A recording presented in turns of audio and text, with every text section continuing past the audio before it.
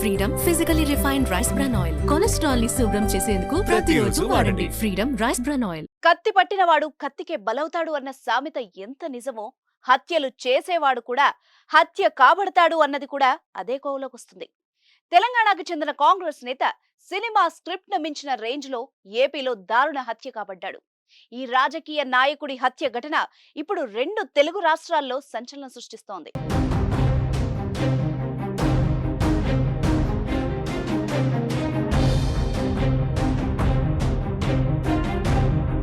తెలంగాణ రాష్ట్రం సూర్యాపేట మండలం యల్కారానికి చెందిన వడ్డే ఎల్లయ్య మాజీ నక్సలైట్.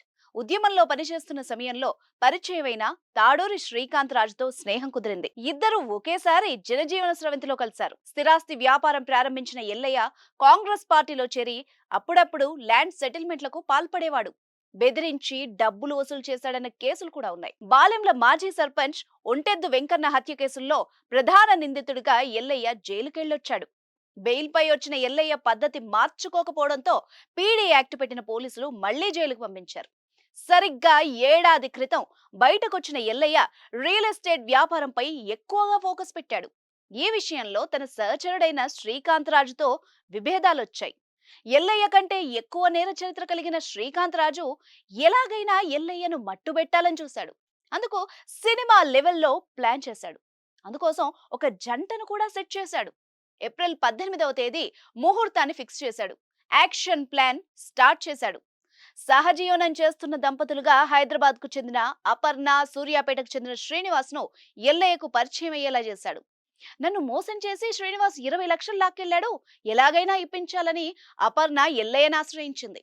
దీంతో రంగంలోకి దిగిన ఎల్లయ్య శ్రీనివాస్ ని బెదిరించి డబ్బిచ్చేలా సెట్ చేశాడు. కానీ ప్లాన్ లో భాగంగా శ్రీనివాస్ ఏపీలోని జగ్గయ్యపేటకొస్తే క్యాష్ ఇస్తానంటూ నమ్మించేశాడు. ఇక అపర్ణ ఎల్లయ్యను తీసుకుని సూర్యాపేట నుంచి జగ్గయ్యపేటకు కారులో బయలుదేరింది.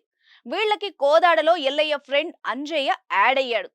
జగ్గయ్యపేట బస్టాండ్ కు దగ్గర వీళ్లను కలిసిన శ్రీనివాస్ అపర్ణ, అంజయ్యలను ఇక్కడే ఉండమని చెప్పి ఎల్లయ్యను తీసుకుని నెల కిందటే అద్దెకు తీసుకున్న ఇంటికి తీసుకెళ్లాడు. అయితే అరగంట తర్వాత అంజయ్య పక్కనే ఉన్న అపర్ణ వాష్రూమ్ కి వెళ్ళొస్తానంటూ మాయమైంది. దీంతో ఎల్లయ్యకు ఫోన్ చేశాడు అంజయ్య. కానీ ఫోన్ స్విచ్ ఆఫ్ రావడంతో ఏదో జరుగుతుందని అనుమానించాడు. విషయం ఎల్లయ్య తమ్ముడికి చెప్పాడు. జగ్గయ్యపేట పిఎస్ లో కిడ్నాప్ కేసు నమోదైంది. ఎల్లయ్య ఆచూకీ కోసం పోలీసు బృందాలు తీవ్రంగా శ్రమిస్తూనే ఉన్నాయి. కానీ 2 వారాలు అన్ని కోణాల్లో దర్యాప్తు చేస్తున్నారు.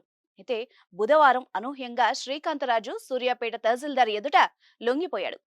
ఏప్రిల్ 19వ తేదీన ఎల్లయ్యను జగ్గయ్యపేట అద్దె రూమ్ లో కొందరు అనుచరులతో కలిసి చంపేశానంటూ ఒప్పుకున్నాడు.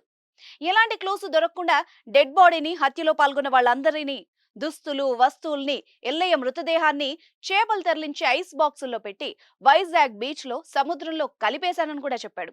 దీంతో పోలీసులు ఎల్లయ్య డెడ్ బాడీ కోసం సముద్రంలో వెతుకుతున్నారు. శ్రీకాంత్ రాజుతో పాటు ఆయన అనుచరులని సహజీవనం చేస్తున్నట్టు నమ్మించిన అపర్ణ, శ్రీనివాస్ ని కోర్టులో హాజరుపరిచారు. ఇప్పటికే 34 కేసుల్లో నిందితుడిగా ఉన్న శ్రీకాంత్ రాజు సూర్యాపేటలో అయితే దొరికిపోతానని పక్క రాష్ట్రం ఎంచుకున్నాడని పోలీసులు తెలిపారు. అయితే మృతుడు ఎల్లయ్యకు భార్య, 3 కూతుళ్లు ఉన్నారు. ఈ సంఘటనతో యల్కారంలో విషాద ఛాయలు అలుముకున్నాయి.